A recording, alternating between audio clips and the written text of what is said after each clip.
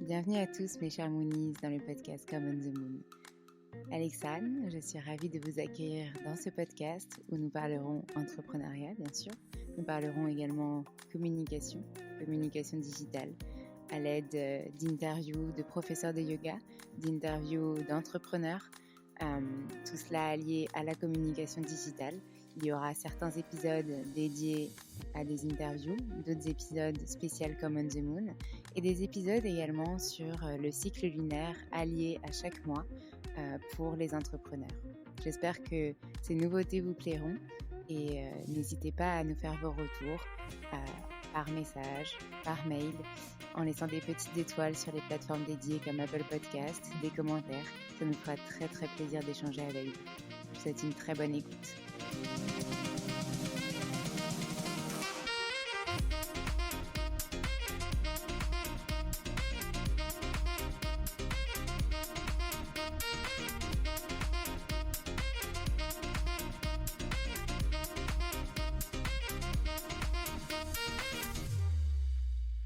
Les mots qu'on a, ils sont pas là pour rien. C'est des signaux. Ce que je dis souvent, c'est quand vous avez votre voiture qui un clignotant, un truc qui vous avertit, vous cassez pas le clignotant. Vous vous dites il n'y a pas assez d'huile. Pourquoi pour le corps en fait, on traite toujours que les symptômes, à se dire il y a un truc qui va pas, faut que je l'éteigne, mais pas que je le traite. Et en fait, quand j'ai mal quelque part, ça veut dire qu'il y a une tension, ça veut dire qu'il y a quelque chose qui coince. Pourquoi ça coince? Est-ce que c'est le stress? Est-ce que c'est autre chose?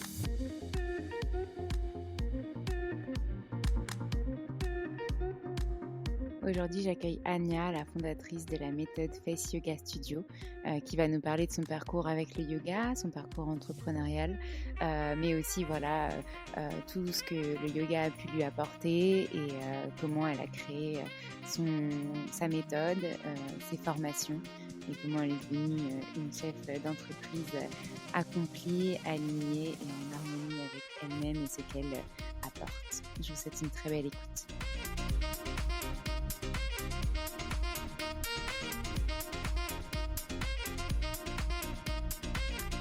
Hello Anya, je suis ravie de te retrouver aujourd'hui pour ce nouvel épisode où tu vas nous parler de ton parcours avec le yoga. Bonjour Alexandre, merci pour l'invitation, merci pour ce moment et avec plaisir pour partager justement le parcours et ce qui en suit. Oui, on a hâte d'en savoir plus. Donc, est-ce que tu peux commencer par nous partager la première fois que tu as rencontré le yoga? La première fois, alors c'est drôle parce que je m'étais posé cette question il y a quelques temps et en fait, c'est très drôle parce que j'avais pris l'UE Libre, à l'université, c'était en 2007, je pense. Mhm, Oui, non, c'est pas possible, c'était en 2009, certainement, mhm. où, en fait, j'ai pris l'UE Libre yoga. Ok. Alors, très étrange, mais c'était la première fois que je venais vraiment, entre guillemets, regarder, découvrir, pratiquer, dans un cadre qui était un petit peu différent parce qu'à l'époque, il y avait pas énormément de studios de yoga non plus. C'était pas Mhm. quelque chose qui était très répandu et moi, j'étais à Tours, en France et pour le coup, c'était vraiment la toute première fois où voilà, on faisait, quelques postures, quelques petites choses, mais je m'étais dit que c'était, une chouette première découverte, première approche. Ok. Et donc, qu'est-ce qui s'est passé après ça? Donc, tu faisais tes études et qu'est-ce que tu as voulu lancer? Et puis, qu'est-ce qui a fait que tu as voulu en fait continuer cette pratique du yoga? Alors, par la suite, entre guillemets, ça s'est, découvert, ça s'est un petit peu, temporisé là. La redécouverte, c'était un peu plus tard, c'était aux États-Unis, en 2011, il me semble, 12. J'ai Mhm. toujours un peu de mal avec les dates.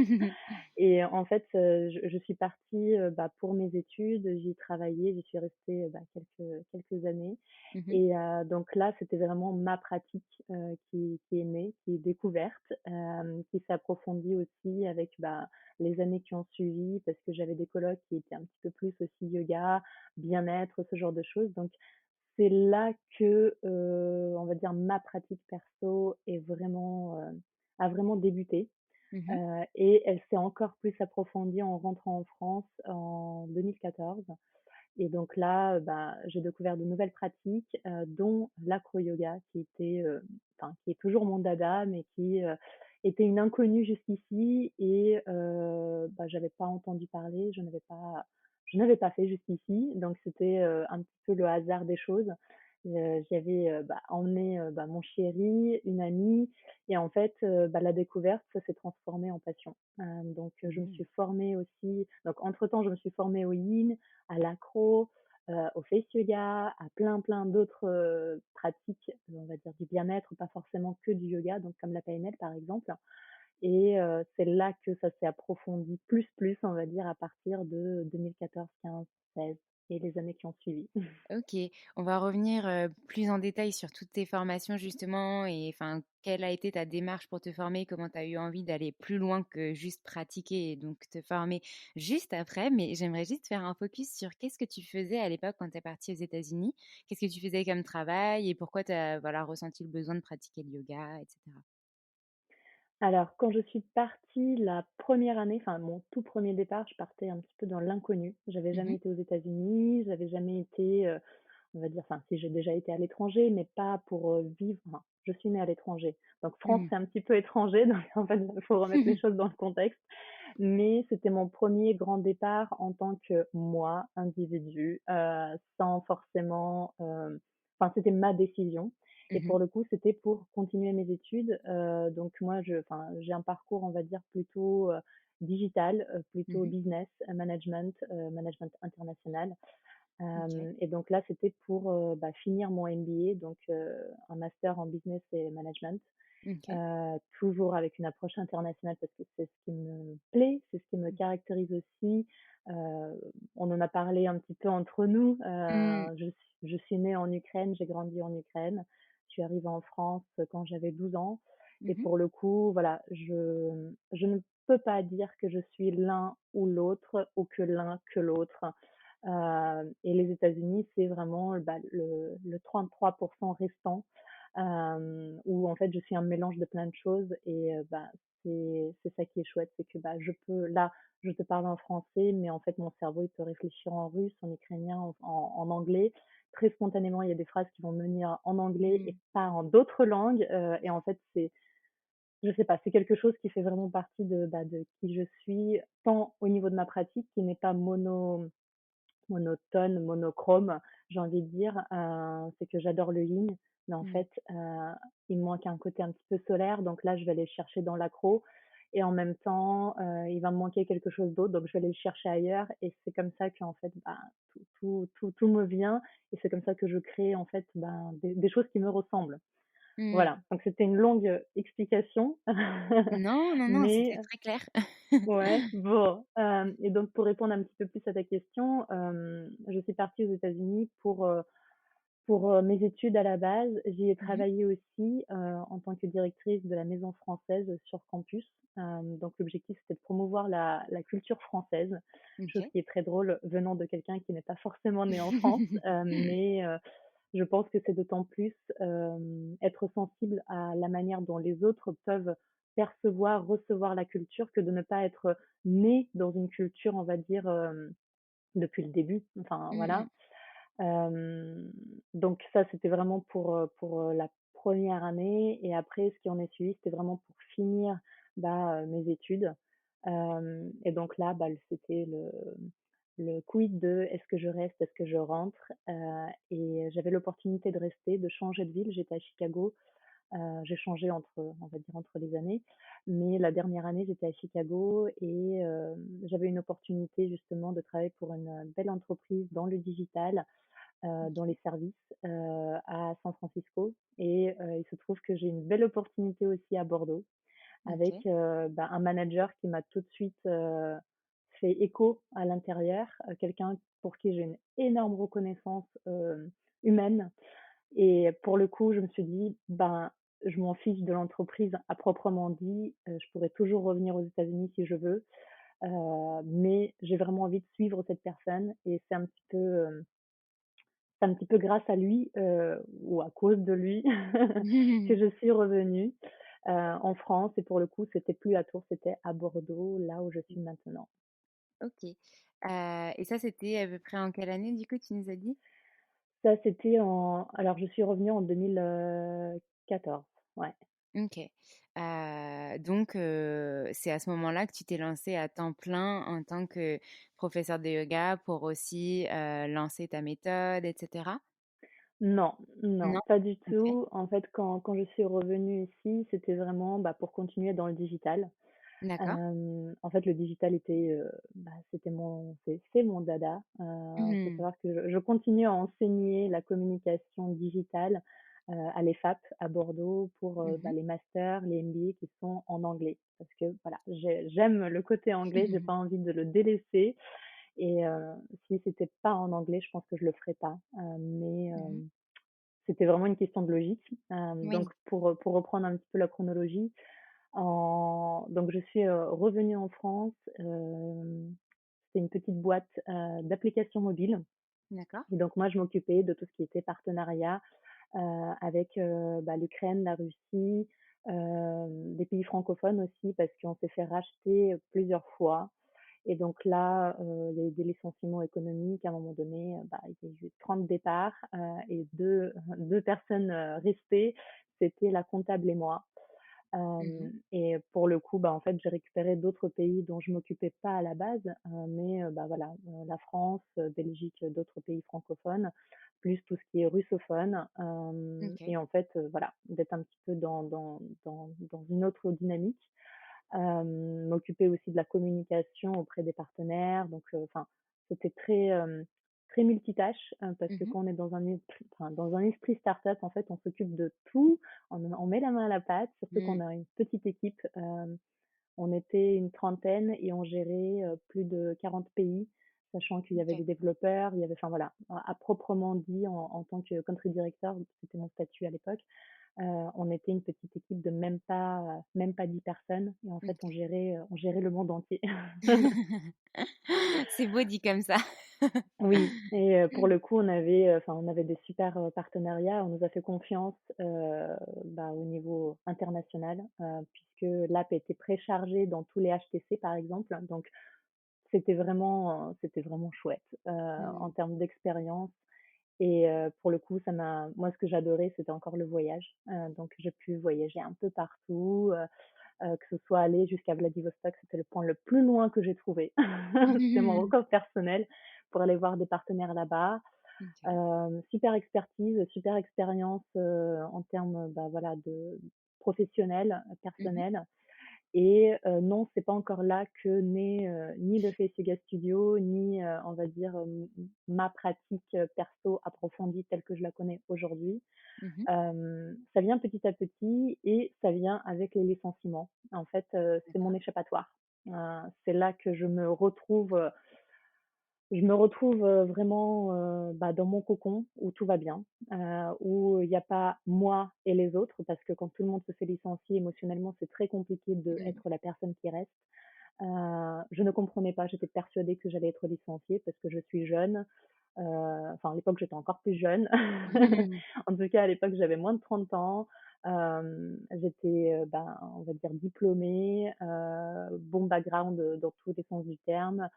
Niveau familial, bah, voilà, j'étais mobile, donc normalement je devais être sur la première liste des personnes qui, Mmh. devraient être licenciées et lorsque j'ai tapé à la porte du DAF, donc du, directeur financier, il m'a dit: «Ania, assieds-toi». J'ai dit: «Oui, c'est où que je signe?» Il m'a dit: «Bah, j'ai rien à te faire signer, toi tu restes».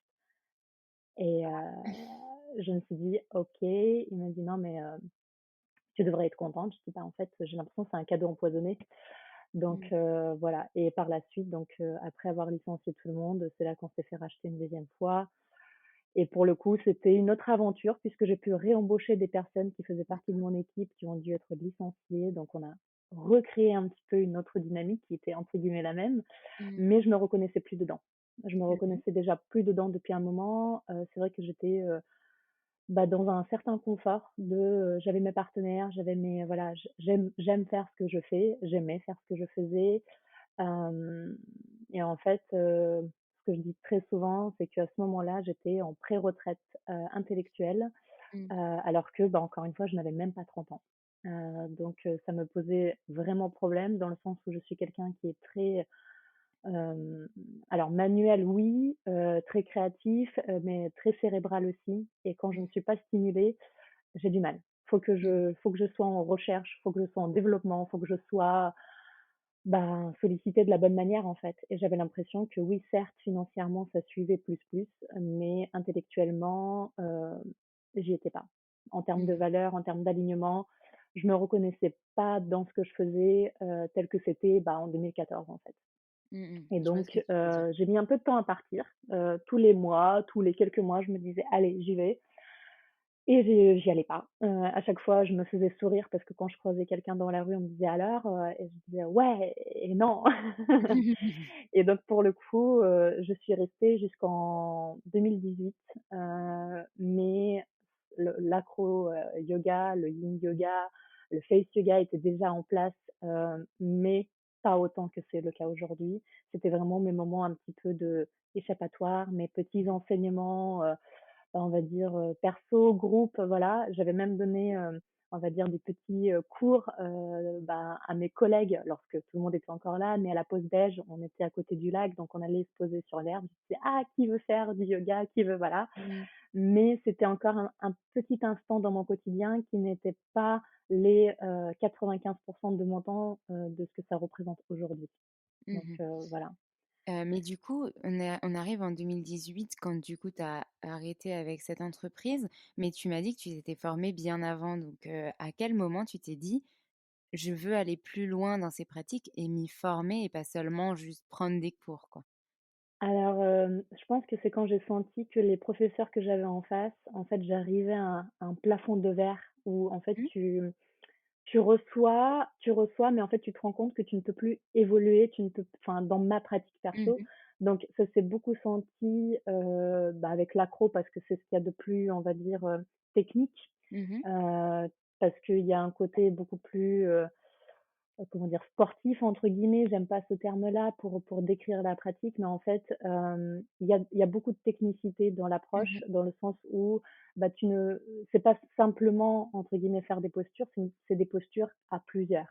Mmh. Il y a une notion d'équilibre, il y a beaucoup de choses à travailler et en fait, lorsque toi, ton enseignant, ton maître, hem, en fait, il a son plafond de verre comme nous tous. En fait, toi, tu ne peux plus évoluer parce que tu es arrivé alors pas à son niveau, mais en fait, il ne peut plus te transmettre quelque chose parce qu'il ne sait pas il ne sait pas on va dire la technique ou la posture ou ce genre de choses.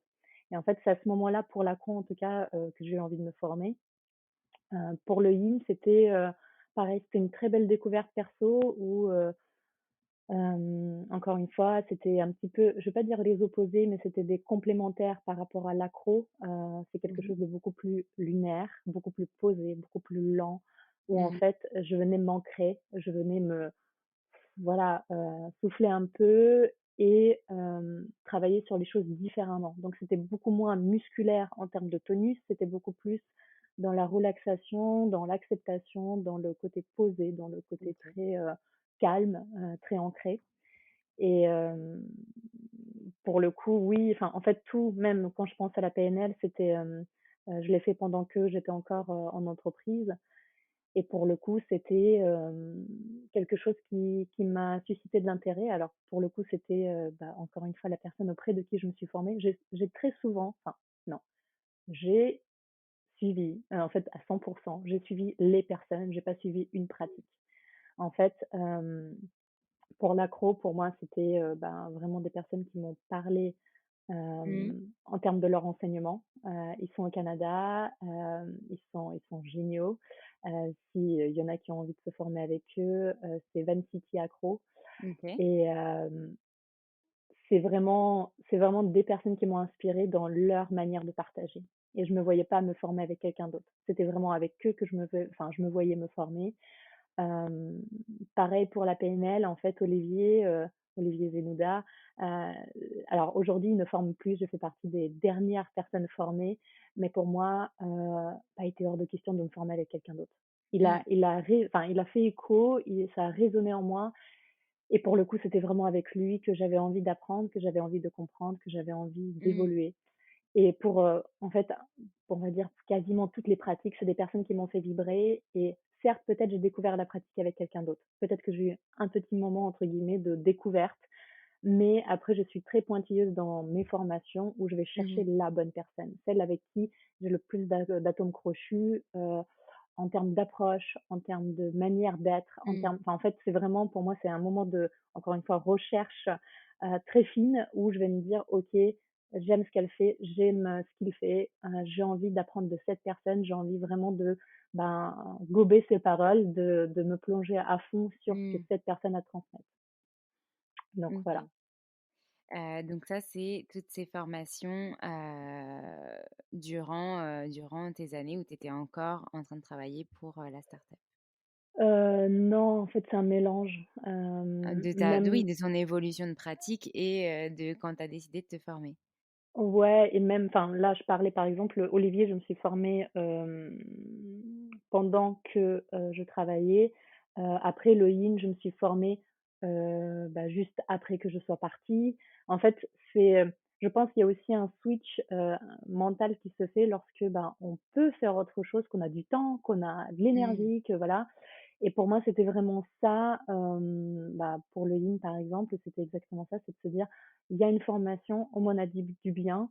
Je ne connais pas pour le coup, la personne avec qui je vais me former et on me dit que Sandrine, elle est super. Donc voilà, moi je me plonge dedans, je regarde. C'est vrai qu'après, ben, entre le moment où tu te formes, tu te rends compte de ce que tu peux, voilà. Moi, j'avais déjà une pratique en place, donc j'avais besoin de la confirmer, de l'affirmer, Mmh. d'aller chercher, d'aller puiser.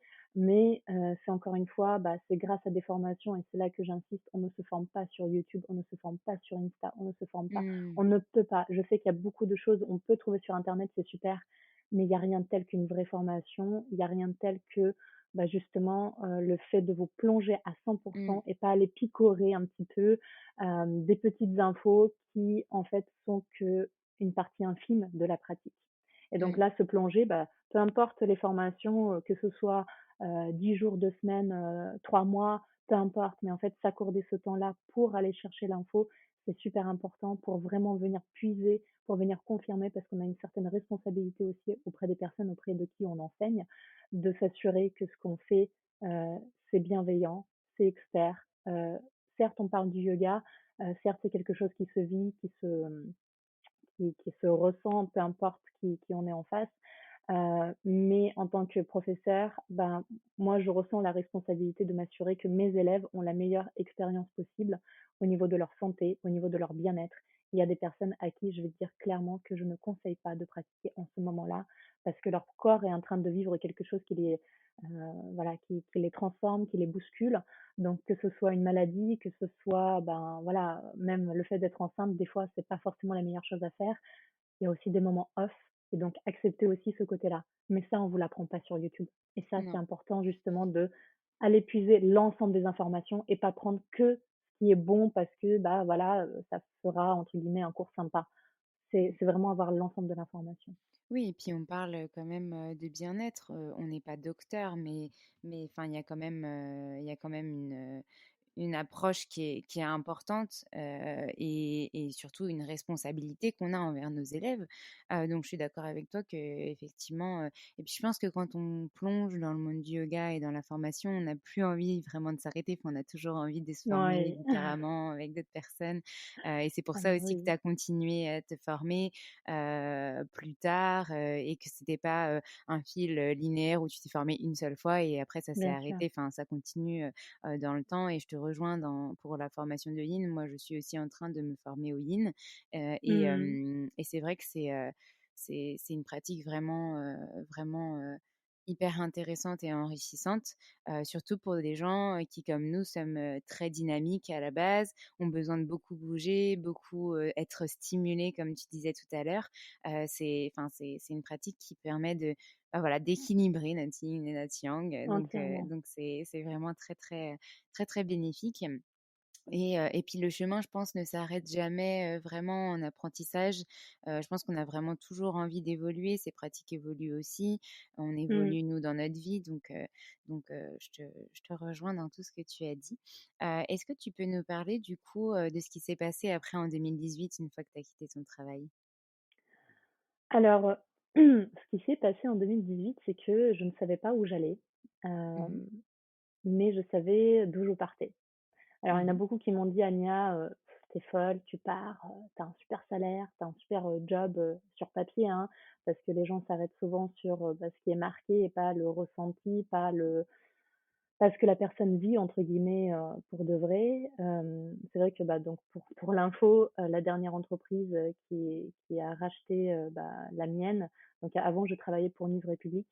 Mmh. C'était la celle que j'ai rejoint à la base. On s'est fait racheter par Tita Mobile qui est une grosse entreprise chinoise qui est dans les applications un petit peu plus, format utilities, donc des choses qui sont très pratiques.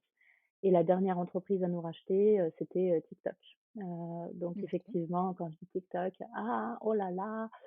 Oui, mais en termes d'épanouissement personnel, en termes de, encore une fois, évolution intellectuelle, Mmh. hem, j'étais limitée. J'étais limitée et c'était un constat qui était là déjà depuis, bah, quelques mois. Et pour le coup, je me reconnaissais pas, dans ce que je faisais. Je me reconnaissais plus parce que, ben, un petit peu l'équipe n'était plus la même. Mon manager qui, était pour moi vraiment, un super mentor, qui était vraiment, enfin, la personne, référente pour moi, dont j'ai beaucoup appris. Enfin, pour moi, voilà, c'était il y a des choses qui ont beaucoup changé et en fait, je me reconnaissais plus dans la structure dans laquelle j'étais. Mmh. Et donc là, quand je pars, je sais ce que je quitte. Je sais que voilà, bon financièrement, ce sera différent. Mais en même temps, je sais que je ne peux pas rester comme ça parce que je suis dans un cercle vicieux où en fait, j'ai besoin de m'échapper, donc d'où ma pratique, d'où voilà, sauf que ça, c'est le quotidien et le quotidien ne peut pas être une échappatoire.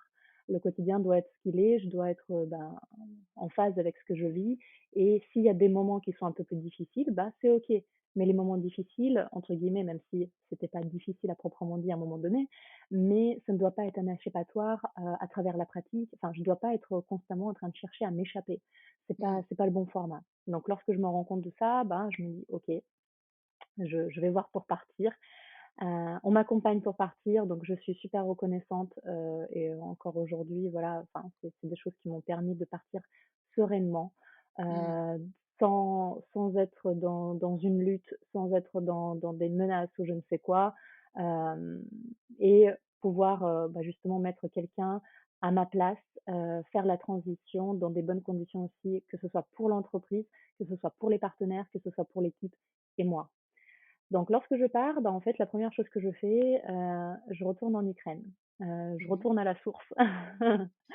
et j'y retourne bien plus longtemps que d'habitude puisque, je n'y étais pas allée depuis, 2015, date, enfin, année à laquelle, mon père est décédé et en fait, après ça, je ne me voyais pas y aller, en fait, Mmh. physiquement, mentalement, spirituellement, enfin, dans tous les sens du terme, pour moi, c'était un no-go. Hem, j'étais pas prête. J'étais pas Mmh. prête. La bonne excuse, c'est que, bah, en même temps, je travaillais, donc il y avait pas voilà, j'étais occupée, j'étais occupée. Mmh. Néanmoins, ben, je pouvais aller, à Saint-Pétersbourg, Moscou, Vladivostok encore une fois. Mais bon, je retournais pas au pays et en fait, lorsque je pars alors la première chose qu'on a fait quand même avec mon chéri, c'est qu'on est parti aux États-Unis. On OK. a fait un road trip de la route 66, chose qui me OK. tenait beaucoup à cœur depuis un moment. C'était un petit peu le premier retour à source. Premier retour aux Mmh. sources. Donc je pense qu'en fait, maintenant que je le vocalise, je me rends compte que, bah, j'avais besoin de faire mes pays. Donc la France, Mmh. bon, j'y étais déjà, donc il y avait pas besoin de faire un retour. Mais aller aux États-Unis, on y a passé plus d'un mois et demi, sur la route. On a fait, je sais plus de 7 000 kilomètres, je crois.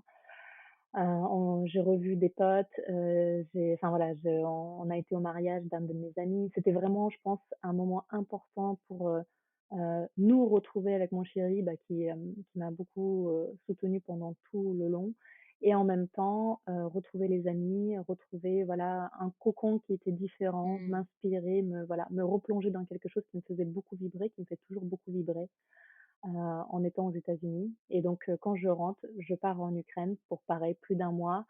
Et donc là, c'est la famille, là, c'est, d'autres vibrations.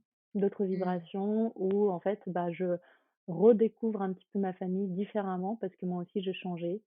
Je me rapproche beaucoup plus de ma belle-mère, Mmh. avec qui on a une relation, très fusionnelle. Ma tante aussi avec qui, bah, voilà, je prends vraiment du plaisir à être entourée. Enfin, il y a une force féminine qui est venue beaucoup plus, imposante, beaucoup plus forte, dans ces Mmh. moments-là justement.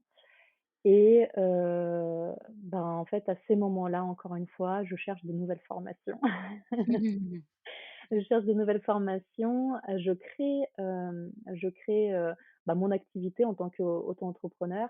Mmh. Hem Et ça commence, bah, on va dire, d'abord par le accro, par le yin. On fait des ateliers, sur donation, en Mmh. partenariat avec des studios. On rassemble plus de 25-30 personnes, ce qui est magnifique. Et en fait, Mmh. comme partenaire, comme assistant, j'ai mon chéri, Mmh. qui fait la base pour l'accro, qui fait mon partenaire pour le yin. Donc on fait souvent du yin partenaire pour justement, venir travailler aussi bien sur, l'accro et «post-accro» entre guillemets, pour Mmh. venir étirer les muscles, se relâcher, mais toujours en partenaire parce que c'est quand même c'est d'autres sensations, Mmh. c'est d'autres sensations, c'est d'autres vibrations aussi encore une fois parce que quand on est seul, bah, c'est une chose, quand on est à 2 sur le tapis, bah, on peut aller un peu plus loin, un peu différemment. Et encore une fois, cette écoute et cette bienveillance que, bah, nous, on invite à être sur le tapis, bah, ça nous emmène dans des endroits qui sont très différents. Et pour le coup, je vais pas me mettre à pleurer, mais très Mmh. souvent, j'ai eu des personnes dont je ne savais rien, au début du cours, et en fait qui venaient s'ouvrir à la fin du cours pour remercier parce que c'était quelque chose hem, qui a «changé» entre guillemets pour eux. Parce que par exemple, c'était un couple, elle s'était fait opérer avant, ils avaient du mal à trouver un petit peu les marques parce que c'était quelque chose qui était très lourd et ainsi de suite. Ah si, je vais pleurer je crois. Mais tu peux te libérer, c'est aussi Et fait pour pour ça. le ah non, mais en fait moi je suis une ultra méga sensible, Mmh. quand je pense à des gens qui vivent leur passion, quand je pense à des gens, qui traversent des choses difficiles, en fait, tout de suite, ça vient me happer. Alors que, Mmh. ben, quand je suis entre guillemets en mode enseignement, bah, je vais être très, supportive, enfin, je vais être très, Mmh. présente, mais l'objectif, c'est pas de faire pleurer l'autre non plus. Donc en Mmh. fait, je voilà, je le reprends un peu sur moi.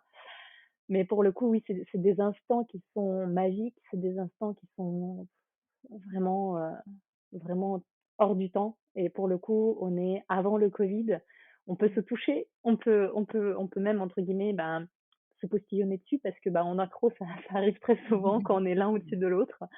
Mais il y a ce côté très proche en fait, qui est juste magique, à travers les pratiques corporelles.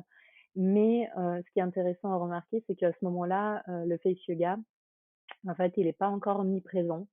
Mmh. Et c'est l'accro qui prend plus de place, c'est le yin qui prend plus de place. J'ai pas mal de cours individuels, Mmh. mais c'est pas encore ça. Et en fait, avec, bah, surtout l'arrivée du covid, je me rends compte que je n'aime pas enseigner en ligne, les pratiques corporelles. Pour moi, c'est vraiment quelque chose où je me reconnais pas, je n'apprécie pas. Alors c'est une chose de suivre, donc moi je peux faire des pratiques en ligne où je suis quelqu'un, mais enseigner, je ne prends pas de plaisir parce que je ne vois Mmh. pas la personne comme j'ai envie de la voir, je ne la ressens pas comme j'ai envie de la ressentir. Pour le yin, par exemple, les personnes mettent des bougies pour pratiquer et en fait, j'ai un écran noir, je ne sais pas si la personne dort. Donc en fait, très rapidement, je me retrouve un petit peu frustrée de ne pas pouvoir transmettre de la manière dont j'ai envie de transmettre. Et je me rends compte que même en m'adaptant, c'est pas un moment de plaisir dans lequel je suis à 100%. Mmh. Et c'est là que aussi, le face yoga en fait, bah, naturellement, il grappille un petit peu plus, un petit peu plus, un petit Mmh. peu plus. Et je commence à voir des personnes, qui pour le coup, bah, ne sont plus de mon cercle proche, ne sont plus, des amis d'amis, ne sont même pas des connaissances de je ne sais qui. Et quand je leur demande aujourd'hui: «Quand est-ce qu'on s'est enfin, comment on s'est rencontrés? Comment tu m'as trouvé?» En fait, c'est des personnes qui ne savent toujours pas, comment, quoi, mais en fait, j'ai eu, vraiment on va dire, une place plus importante pour le face yoga à ce moment-là. Et OK. très progressivement, j'ai délaissé les pratiques corporelles où je n'arrivais pas à me reconnaître dans l'enseignement, à travers l'écran. Alors que pour le face yoga, en fait, ben, on ne perd strictement rien. Au contraire, je vois très bien la personne, les gestes, l'ajustement, en fait, tout y est. Et encore une fois, il y a cette transmission qui peut se faire aussi bien à distance que, bah, en présentiel. Et là, j'ai la sensation que je n'ai rien perdu. Au contraire, je permets de gagner une certaine, ben, un certain bien-être, un certain soin de soi que la personne ne peut pas se permettre puisqu'on est à distance. Et donc là, enfin, c'est comme si j'avais, gagné du 150 comparé à des pratiques corporelles où j'ai l'impression d'avoir perdu au moins 70 de moi, mon plaisir, en fait. C'est vrai que, pour l'acro-yoga et pour le yin, c'est quand même hyper difficile de l'enseigner en visio. Pas Ah du tout oui. agréable, je trouve. Alors que, ben, par exemple, moi j'enseigne le vinyasa. Mmh. Le vinyasa, je prends beaucoup plus de plaisir à le faire, mais je trouve que en visio, on est quand même beaucoup plus obligé de montrer qu'en présentiel. Enfin, Ouais, c'est pas du tout la même chose. Je oui. préfère quand même beaucoup plus le présentiel et je comprends ce que tu veux dire quand tu dis que le face yoga le permet vraiment en visio parce que, bah, tu as pu donner, des lives, et cetera et j'ai vu que c'était vraiment très, très agréable, de les faire, en replay ou Mmh. en live, en tout cas en face yoga, ça s'y prête vraiment Entièrement. très, très bien. Et donc Ouais et c'est là puis, que du coup tu as oui. créé ta méthode, finalement? Alors c'est là que naît alors ma méthode alors si on revient sur les formations entre guillemets «à proprement dit» autour du face yoga en fait, je me suis formée auprès de plusieurs personnes, où j'ai puisé plusieurs choses, où, il me manquait toujours des choses et en fait c'était toujours, dans la recherche de quelque chose, de plus, de quelque chose de moins aussi des fois parce Mmh. que, par exemple je me suis aussi formée en tant que facialiste pour pouvoir toucher le visage de quelqu'un d'autre, OK. chose qu'on ne fait pas forcément dans le face yoga. En fait, là, l'objectif pour moi, c'était aussi de pouvoir toucher un visage qui n'est pas que le mien, de pouvoir sentir les muscles qui ne sont pas que les miens. Même si je peux en présentiel guider la personne en la touchant, c'est beaucoup moins, on va dire, c'est beaucoup moins omniprésent. En fait, ça va être, 1 cas sur, 100 peut-être allez Mmh. 2 cas sur 100. Ça dépend encore une fois des personnes. Il y a des personnes qui, bah, au contraire, qui veulent me toucher, donc c'est ça aussi. Donc à travers des formations, dans les massages, donc automassage, aussi facialiste, aussi face yoga, face building, donc j'ai touché un peu à tout, pour comprendre et pour assembler le tout. Donc pareil, en anatomie parce que, bah, il y a malheureusement de nombreuses pratiques autour du visage qui se disent que c'est pas nécessaire d'avoir une partie anatomique, chose avec laquelle je suis, ben, pas du tout d'accord, Pas on va dire ça d'accord. gentiment. Voilà. Et pour le coup, pour moi l'anatomie, c'est vraiment le socle de tout ce que, bah, j'ai envie de transmettre. J'ai envie de le transmettre encore une fois en expertise et en bienveillance. Et donc là, connaître le visage qui est en face de moi, comprendre le visage qui est en face de moi, qui n'est pas que mimique, qui est plein de muscles, qui est plein de, voilà, de personnalité, de spécificité. Et donc là, pour moi, c'est vraiment, bah, la base de la base. Donc je ne peux pas passer outre l'anatomie, ça ne peut pas être que quelques pages, ça ne peut pas être un coloriage, ça ne peut pas. Donc je vais puiser ailleurs, je vais puiser, voilà, différemment. Je me forme pas en France pour la plupart parce que je ne trouve pas chaussures à mon pied. Et quoi Mmh. de mieux que de devenir, le chausseur pour créer sa propre formation par la suite, mais ça c'est une autre étape. Mais Oui. pour le coup, oui, je me forme énormément et j'ai la chance, enfin je c'est pas vraiment de la chance, mais je parle plusieurs langues, donc je peux chercher, je peux trouver, je peux, avoir ce que j'ai vraiment envie d'avoir. Et ça, Mmh. pour le coup, je sais les personnes qui me contactent à l'heure actuelle pour la formation, pour me dire: «Oui, j'ai des questions», je sais ce que c'est de chercher et de trouver sa formation. Je mettais plusieurs mois avant de me décider, très souvent. Oui. Je pouvais commencer une formation, me rendre compte que c'était pas ça, la finir quand même parce que je trouve que c'est quand même important d'avoir un «un acquis» entre guillemets, mais pour le coup, oui, donc c'est là que, bah, la méthode commence à prendre forme dans le sens où, je sais ce qui moi me fait plaisir, je sais ce qui fait la Mmh. différence. Donc comme nous on en a déjà parlé, la partie relaxation pour moi, Mmh. c'est un fondamental. C'est des choses que je vais jamais retrouver dans d'autres pratiques. Dans mon enseignement, on va dire que moi j'ai reçu, on m'a jamais dit: «Faites une relaxation avant, bah, le face yoga, face building, peu importe, avant vos massages, en tant que facialiste» ou enfin, peu importe. Heu, c'est une chose qui est complètement absente, qui pour moi, bah, vient justement de ma pratique corporelle, qui vient aussi de la PNL, qui est une base importante, qui est un fondamental à ne pas zapper, à ne pas omettre et donc là, Mmh. c'est la première étape.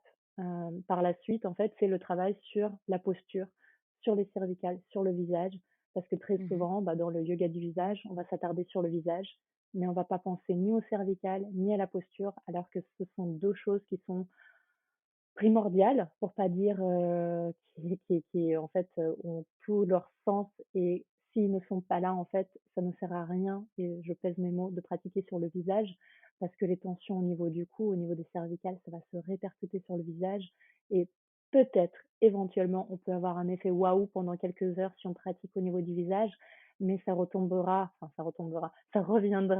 à, tel que c'était juste avant parce qu'en fait, au niveau de la posture, on va avoir quelque chose de pas du tout bienveillant, avec beaucoup de crispation, beaucoup de douleur, beaucoup de choses qui sont installées depuis un moment et pour les défaire, pour avoir un effet au niveau du visage, ben, il faut s'y accorder aussi un certain temps. Donc c'est là qu'en fait, en connaissant les bases anatomiques, heu, j'ai envie d'aller plus loin, j'ai envie de créer une méthode holistique, j'ai envie de transmettre quelque chose qui est véritablement, bienfaisant, qui est vraiment bienveillant et qui est adapté à la personne qui est en face de moi. Donc là naît véritablement la méthode Face Yoga Studio Mmh. avec, justement, comme on se dit, bah, voilà, les exercices, les massages, selon encore une fois la problématique parce que on n'a pas tous besoin de dynamiser les mêmes muscles, on n'a pas tous besoin de relâcher les mêmes muscles. Alors très souvent, oui, certains comme les masséters au niveau de la mâchoire parce que, ben, voilà, on mâche, on parle, on serre des dents, on grince des dents en dormant, mais encore une fois, je vais souvent poser la question à la personne pour qu'elle, elle me guide en me disant: «Oui, moi les masséters sont, tendus ou pas» et en fait, c'est là que ça va être intéressant parce que c'est la pratique qui va s'adapter à la personne et pas la personne qui va s'adapter à la pratique et c'est là que, en fait, le switch se fait à se dire: «Bah, encore une fois, c'est un temps pour soi, il faut qu'il ressemble à la personne qui est en face de Mmh. moi». Je suis totalement d'accord avec toi. Je fais oui de la tête depuis tout à l'heure, mais personne ne voit, parce que je voulais pas te couper. Mais c'est vraiment, impressionnant en tout cas, enfin, tu vois, je n'y connais vraiment rien moi en face yoga et j'acquiesce parce que voilà, j'apprends énormément, par ce que tu dis. Mais c'est impressionnant de voir à quel point c'est aussi complet, et voilà, pas seulement lié au visage et d'ailleurs, j'ai une photo de toi, devant les yeux, avec le fait que tu te touches la nuque et le cou pour venir masser à cet endroit-là et travailler bah, voilà, le cou, la nuque, comme tu l'expliquais, les cervicales, avant de venir travailler le visage. Euh, Ouais, donc, ouais, vraiment entièrement. Ça, passionnant. c'est très important et en fait, pour rentrer un petit peu plus en détail sans non plus, faire de l'anatomie, 1.0, mais quand on y réfléchit, en fait, tout est très logique et moi, je suis, Mm, ben, un peu attristée de, à chaque fois, c'est ce qu'on se dit très souvent, hem, se dire que c'est des choses qui devraient faire partie des choses qu'on apprend à l'école. mm, C'est des choses qui sont beaucoup, beaucoup, beaucoup plus importantes que, on va dire, les tangentes, les cosinus, j'en sais trop rien. Dans le sens où en fait notre corps, c'est la seule chose qui va nous suivre tout au long. C'est mm, la seule chose qui va être vraiment là pour nous ou contre nous, parce que nous on est contre lui. Les mots qu'on a, bah, ils sont pas là pour rien. C'est des signaux. Ce que je dis souvent, c'est quand vous avez votre voiture qui, a un clignotant, un truc, qui vous avertit, enfin voilà, bah, vous cassez pas le clignotant. Vous vous dites: «Ah, il y a pas assez d'huile».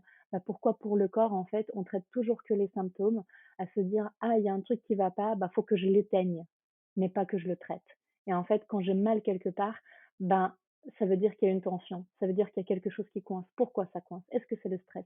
Est-ce que c'est autre chose? Est-ce que c'est l'alimentation? Parce qu'encore une fois, bah, ça passe beaucoup par ce qu'on mange, heureusement, malheureusement, après ça dépend, bah, on va dire de qui on est et qu'est-ce qu'on fait de son quotidien.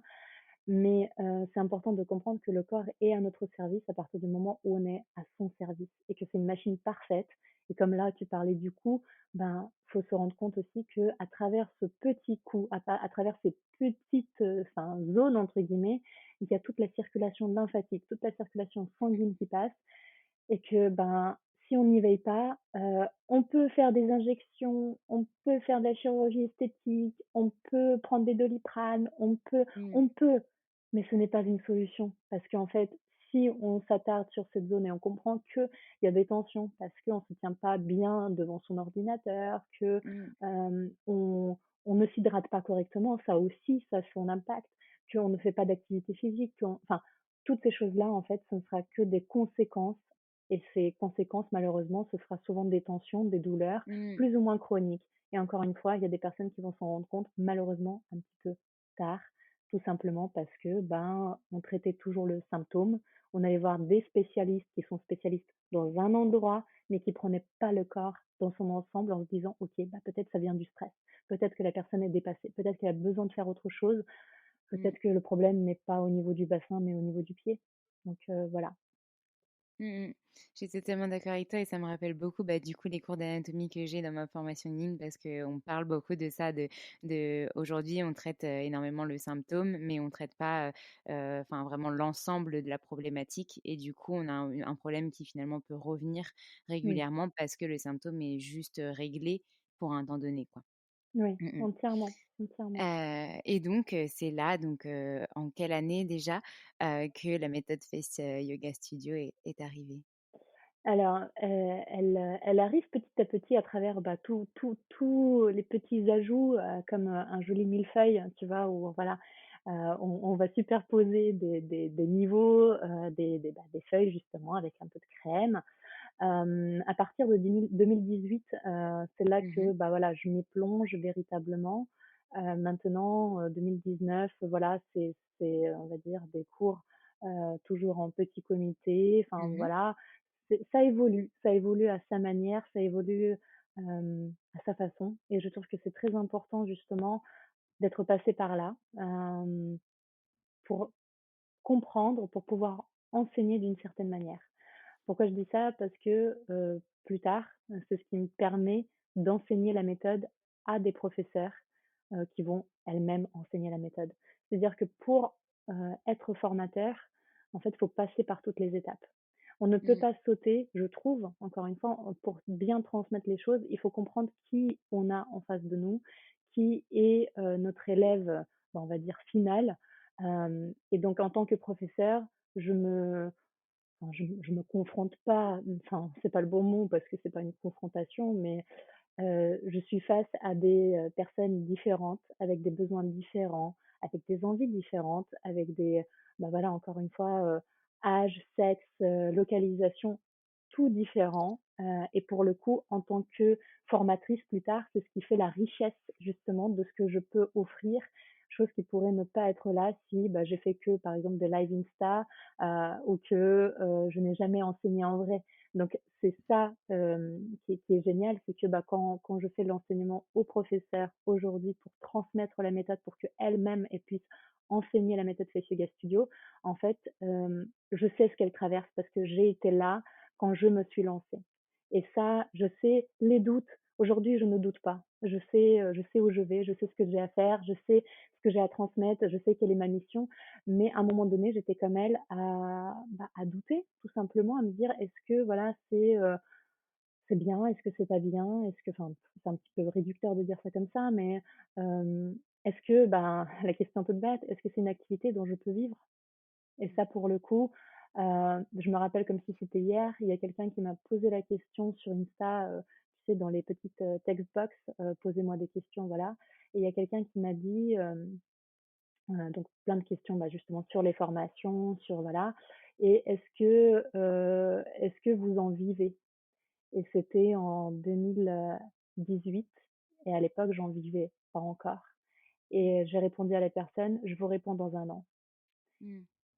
et pour moi, c'est ça la réponse. C'est un investissement.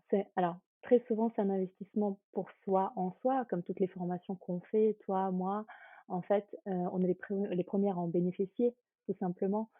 Et par la suite, en fait, effectivement, c'est de se dire: «Est-ce que j'ai envie d'aller plus loin? Est-ce que j'ai envie de le transmettre? Est-ce que j'ai envie d'en faire mon métier? Est-ce que j'ai envie de partager ce que j'ai appris? Est-ce que j'ai envie de me lancer pleinement dedans?»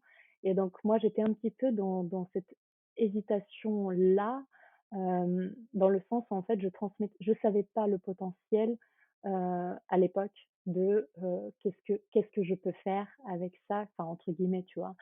Hem et pour être transparente, moi, le «plus loin» entre guillemets que je me voyais, c'était, ben, j'avais une idée fixe, c'était, j'avais envie de sortir mon programme en ligne et donc j'ai sorti mon programme en ligne, j'étais super contente, les gens sont super contents. Maintenant, on a 2 programmes en ligne, maintenant on a 3 e-books, maintenant on a 2 formations. C'est vrai que c'est des choses que j'ai pas vues venir et pourtant c'est moi qui les ai créées et en fait, c'est ça qui est beau parce que tout au long, je pense que j'ai eu la confiance des élèves qui aujourd'hui sont aussi des professeurs et je pense Mmh. notamment à Giovanna, je sais pas si un jour elle écoutera, voilà, Ouais. mais c'est quelqu'un qui m'a beaucoup motivée, dans le sens où en fait, c'était une élève, avec qui on avait fait plus de cours, enfin individuels que je ne peux imaginer. On était à plus de 10 cours, Mmh. individuels, et en fait, c'est quelqu'un qui voulait un cours par semaine. Enfin voilà, c'était vraiment, c'était vraiment un moment d'échange, quelqu'un qui m'est super agréable, enfin bref et pour le coup, c'est elle qui a commencé à me dire: «Ania, j'ai envie de me former à ta méthode» et j'ai rigolé, une fois, 2 fois. Elle est revenue à la charge plusieurs fois et moi je lui disais: «Merci, non merci», sauf qu'à un moment donné, elle était plus seule. Il y avait d'autres personnes qui sont revenues en tant qu'élèves, encore une fois, en me disant: «Ania, j'ai envie de me former à ta méthode» et là, je me suis, posée en me disant: «Bah, pourquoi tu dis non?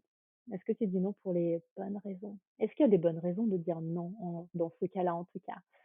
et en fait, je me suis rendu compte que, bah, non, il y avait pas de bonnes raisons parce que en fait, en tant que formateur, je pense qu'il y a plusieurs, qualités transversales que j'avais déjà, en tant que manager d'équipe, en tant qu'organisatrice, parce qu'en fait, bah, avec les partenaires, c'était clairement ça, d'organiser des événements, d'organiser des choses. J'aime les choses carrées. J'ai un côté, bah, très exigeant envers moi-même, envers les autres aussi. Mais pour le coup, je n'ai aucun doute sur la qualité, sur la transmission, sur le partage, sur la bienveillance, sur l'expertise, que ce soit de la formation ou de ce que moi, j'ai à transmettre, en fait. Le tout était de poser ça sur papier ou sur une interface ou voilà. Mmh. Et en fait, quand on me demande même aujourd'hui combien de temps tu as mis, je n'ai aucune idée. Je me suis assise et j'ai commencé. J'ai commencé, j'ai écrit le manuel. Aujourd'hui, il fait plus de 110 pages. Et pour moi, c'est des choses que tu ne peux pas faire si tu n'es pas passionné. Tu peux être super organisateur, super, tout ce que tu veux, mais en fait, je n'ai pas compté une minute entre guillemets. Je me suis jamais dit: «Allez, chronomètre, c'est parti, combien de temps je vais mettre?» En fait, ben, j'y ai passé plusieurs soirées, plusieurs nuits, plusieurs matins, plusieurs après-midi, enfin voilà, mais tout s'est fait en l'espace de, très peu de temps au final parce que c'était, très concentré et je savais exactement, bah, ce que je transmettais parce que la méthode était déjà là. Il fallait juste que je la mette sur papier, il fallait juste que je la, ben, exprime avec, ben, on va dire, beaucoup plus de clarté, beaucoup plus d'exemples et ainsi de suite pour quelqu'un qui va pouvoir l'enseigner à son tour. Mmh. Oui, oui, je vois exactement ce que tu veux dire et c'est hyper riche de voir que, bah, voilà, une formation ne se fait pas en 2 secondes justement et que du coup, à chaque fois, tu l'améliores au fur et à mesure aussi avec les Ah oui. retours que tu as, les expériences et cetera. Heu et peut-être qu'on peut, compléter justement avec, les potentiels futurs projets que tu as pour, la méthode Face Yoga Studio. Est-ce que tu as d'autres choses, que tu voulais évoquer, des voilà, des projets d'évolution, Alors il y a toujours plein de choses à faire, Et je pense encore une fois, je ne suis pas aujourd'hui au courant de ce que je vais faire demain. Parce qu'au final, bah, comme on s'est dit avec la formation, je l'ai pas vu venir, mais surtout aussi, aujourd'hui, on a un deuxième format de formation qui se fait lui à son propre rythme, qui, bah, peut être rejoint à tout moment. Donc ça aussi, on s'en est rendu compte à travers, bah, le premier format de formation qui lui est un petit peu dicté, sur le fait que, bah, on commence à telle date, on finit à telle date. Malheureusement, il y a des personnes qui, bah, par exemple, j'ai une pensée spéciale à 2 professeurs qui sont en Martinique et au Canada, qui ont suivi la dernière session de formation, avec le décalage horaire et c'est pas du tout confort parce qu'elles se levaient à 5 heures du mat pour, pouvoir suivre notre, rendez-vous, en visio, pour pouvoir poser les questions. Heu, Ça, j'appelle ça de la motivation, et pour le coup, c'est pas à elles, entre guillemets, de s'ajuster, c'est à moi de trouver un autre format et d'où est né le deuxième format de formation, la formation des professeurs, pardon, certifiés, qui se fait à son propre rythme.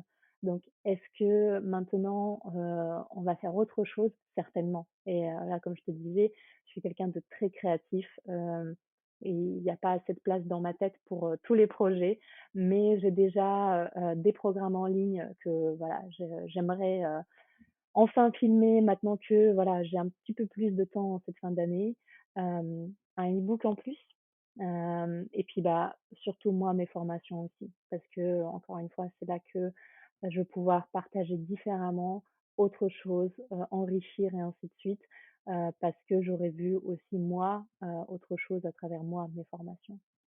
Mmh. C'est, ouais, c'est génial et puis déjà, vous vous êtes déjà hyper bien adaptés donc par rapport à vos formations qui étaient, vraiment, avec un timing, précis et puis Ouais. maintenant qui peuvent être prises un petit peu, comme on le souhaite.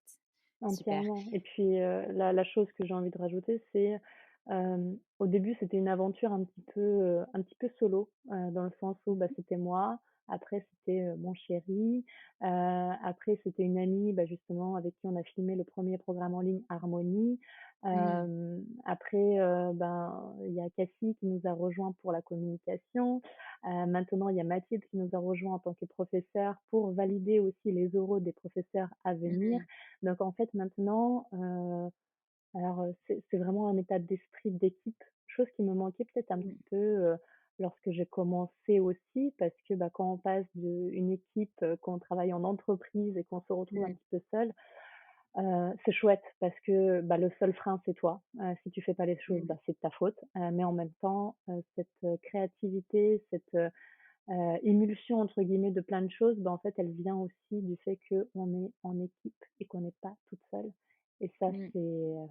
c'est magique. Ça, c'est magique et je serai Mmh. éternellement toujours reconnaissante parce que Fessuga Studio ne serait pas ce que c'est aujourd'hui s'il n'y avait pas eu, bah, notamment mon chéri qui est un partenaire d'exception, sans lequel je pense que bah, j'aurais abandonné plus d'une fois. Il y a des moments de doute qui étaient cruciaux où voilà, c'est important d'être bien entouré et entouré de bonnes personnes dans son quotidien, mais aussi en tant que, ben, voilà, amis, famille, enfin voilà, Mmh. j'étais gâtée. Mmh. Super. Bah, alors du coup, est-ce que tu veux rajouter un petit message, un petit mot de la fin, peut-être une citation, une dédicace ou quelque chose que tu as envie de transmettre, pour terminer notre épisode? Alors dédicace à toutes les professeurs, expertes, certifiées, les professeurs en devenir. Mmh. Hem, Dédicace, aussi, ben, à l'équipe, Fessuga Studio, dédicace spéciale à mon chéri dont c'était l'anniversaire hier. Hem, ouais, je pense à tout le monde. En fait, dès que tu commences à citer quelqu'un, il faut citer tout le monde. Mais, non, bah, les personnes qui ont participé, elles le savent, et elles savent que mes pensées vont pour elles. Maintenant en termes de citation, moi je pense que enfin si vous écoutez et si vous avez écouté jusqu'au bout, hem, la seule chose que moi j'aime beaucoup penser, c'est qu'on a tous quelque chose à offrir, quelque chose de différent, quelque chose voilà Mmh. et je sais que très souvent, on est notre propre frein. Aujourd'hui, je ne me freine plus, au contraire, je suis mon coup de pied aux fesses qui dit: «Tais-toi, avance». J'ai plus de doute sur ce que j'ai à offrir, j'ai plus de doute sur rien en fait, en ce sens. Mais je sais que, à un moment donné, à travers l'accro, à travers, le face yoga, à travers d'autres pratiques, je sais que moi-même je me freinais en me disant: «Ouais, mais tu pas assez. Ouais, mais tu trop. Ouais, mais tu je ne sais quoi encore». Hem et en fait, je me rends compte que c'est des moments de doute qui étaient inutiles et du coup, si vous pouvez juste me faire confiance et si vous cherchez à vous lancer, peu importe votre activité, faites-vous confiance. Faites taire cette petite, monkey, radio où en fait ça tourne en rond, c'est toujours très, prenant, pas très positif. Donc vraiment, domptez votre cerveau pour qu'il soit de votre côté et que, votre corps ne soit pas freiné par votre cerveau. Faites les choses avec passion, ça se ressent. Je pense que voilà, des fois moi-même je me fais pleurer parce que je me dis: «C'est trop beau ce que tu fais» et la passion c'est là, on peut pas la remplacer, ça se ressent, voilà. Donc si vous êtes passionné, si vous avez envie de transmettre, si vous avez envie de vous lancer, peu importe, même si c'est pas dans le bien-être, faites-le. Faites-le, faites-vous confiance. Hmm, c'est super, on va finir sur ce beau message de se lancer et d'oser. Merci beaucoup. Ton épisode du coup sortira en décembre. Je le reprécise pour les auditeurs, mais le jour où ils l'écouteront, de toute façon, ils seront déjà au courant. Mmh.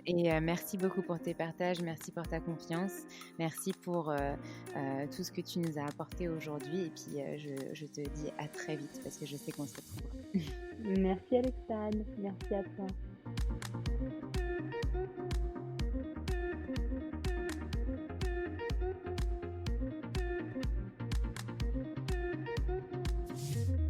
Merci à tous d'avoir écouté cet épisode, j'espère qu'il vous a plu et si c'est le cas, n'hésitez pas à nous laisser des commentaires et petites étoiles sur Apple Podcast. Vous pouvez aussi nous envoyer des messages en privé, ça nous fera très plaisir.